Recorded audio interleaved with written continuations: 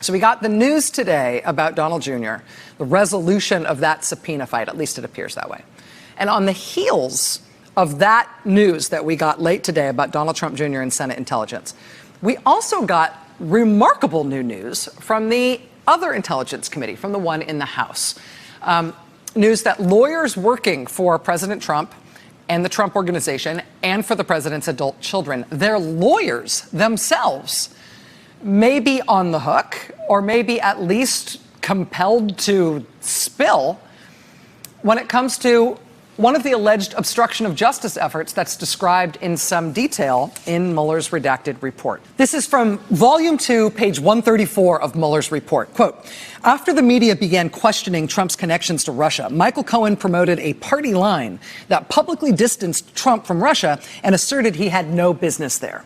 Cohen continued to adhere to that party line in 2017 when Congress asked him to provide documents and testimony in its Russia investigation.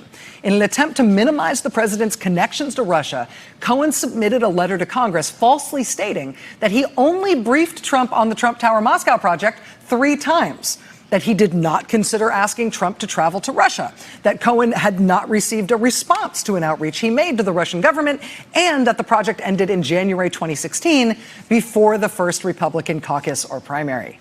None of those things were true.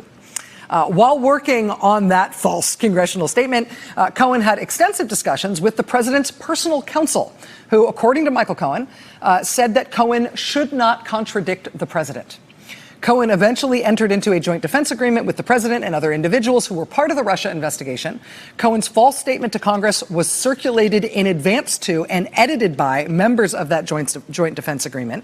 Before the statement was finalized, early drafts contained a sentence stating, the building project led me to make limited contacts with Russian government officials. But in the final version of the statement, that line was deleted. Cohen thought he was told that it was a decision of the Joint Defense Agreement to delete that sentence. He did not push back on the deletion.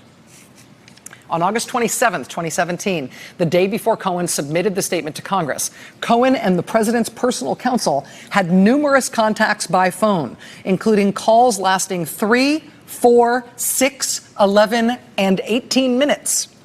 Cohen recalled telling the president's personal counsel that there was more detail on Trump Tower Moscow that was not in the statement, including that there were more communications with Russia and more communications with candidate Trump than the statement reflected.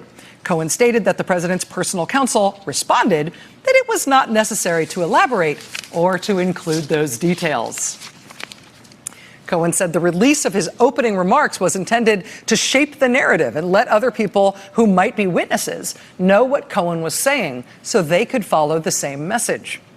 Cohen recalled that on September 20th, after Cohen's opening remarks had been printed by the media, the president's personal counsel told him that the president was pleased with his Trump Tower Moscow statement. Yes, the president was very pleased with it. It was perfect. It was a false statement to Congress, for which Michael Cohen has now gone to prison.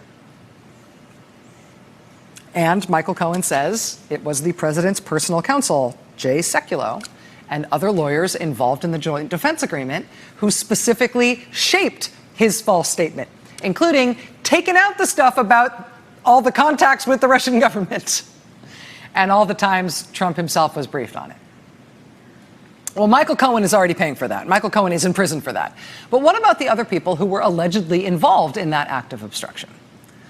Well, that is why all of those lawyers may soon be getting subpoenas under their seats, too.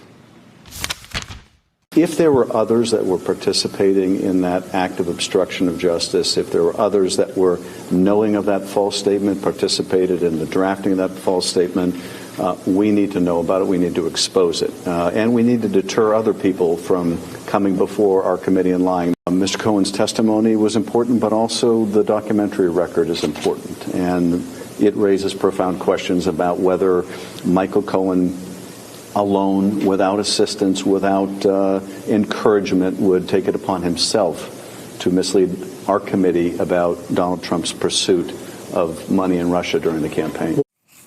That was Intelligence Committee Chairman Adam Schiff today speaking to reporters after the news broke that his committee demanded documents and testimony from Jay Sekulow, the president's personal counsel, as described in the Mueller report. Also, Alan Futerfas and Alan Garten and Abby Lowell, who represent the president's business and his adult children, and who were part of this joint defense agreement, which Michael Cohen says was used for a criminal and corrupt purpose to get him to lie to Congress about the Trump Tower Moscow deal. Well, now those lawyers are being told to hand over documents and also to testify themselves.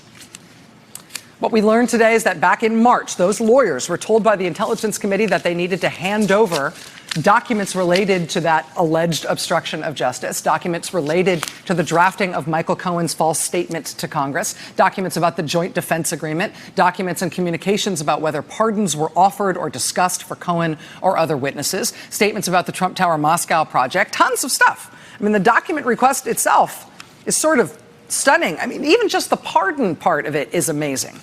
I mean, these lawyers are being told, I'll just read you the pardon part of it. They're being told to hand over documents or communications about, quote, a presidential pre-pardon, global pardon, pardon or other pardon-related concept for or related to Michael Cohen, Jared Kushner, Donald Trump Jr., Ivanka Trump, the Trump Organization, Paul Manafort, Michael Flynn, Roger Stone, Keith Schiller, Rona Graff, Felix Sater, or any witness who testified before the committee or who was asked to testify before the committee.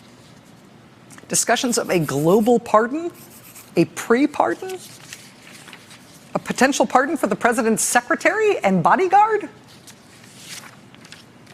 I mean, what we learned today is that this document request and the request for testimony by those lawyers, who, again here, are basically accused by Michael Cohen of engaging in criminal behavior themselves. I mean, this demand from the committee, it started in March. It was rejected by these lawyers. It's been reiterated by the committee now, and now it looks like we are on the brink of these lawyers being subpoenaed. As the New York Times puts it tonight, quote, the lawyers have so far balked at the committee's requests, but Congressman Schiff is prepared to issue subpoenas to compel cooperation if necessary. You know, I think it has long been assumed that the president might have a kind of tripwire when it comes to investigations or legal liability getting too close to his adult children. I mean, in this case, according to reporting from Vanity Fair and the New York Times, one of the allegations at issue here, for which there is apparently some sort of documentary trail, is the allegation that lawyer Abby Lowell specifically told Cohen that he should tell Congress Ivanka Trump had essentially no knowledge of Trump Tower Moscow. According to Michael Cohen, that wasn't true. According to Cohen, Ivanka Trump was regularly briefed on Trump Tower Moscow.